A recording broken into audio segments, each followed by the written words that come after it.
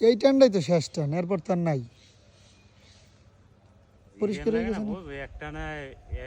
কত ভালো লাগছে। পুরোটা বইরে ছিল পুকুরে, পুরো সবুজ ছিল, সবুজ।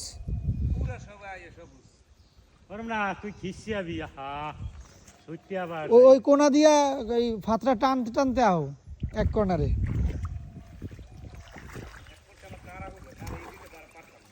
ওই বাইরেই গেল পিছনে, ওই যে বাইরে সেদিক।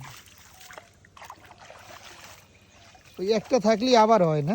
কসুরি জীবনও মারতে পারবে না যদি কয় ই দিয়ে থামো। আমি কইছিলাম হিসে গিয়া হুকে গেলাইতে হেলে এটা ঈদের পরে তৈব। মাছ কেমন আছে রে? মাছ আছে খারাপ। আমি আইলে এই যে দেখিছে গিয়ে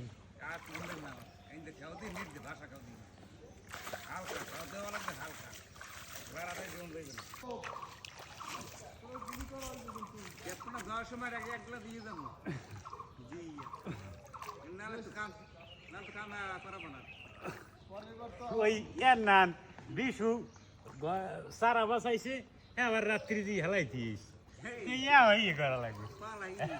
মানে তোরা আজকে ওর টেপনা পাইছে, আবার এক মুঠ হালাই দিয়ে যাবি আবার 1 মাস পর।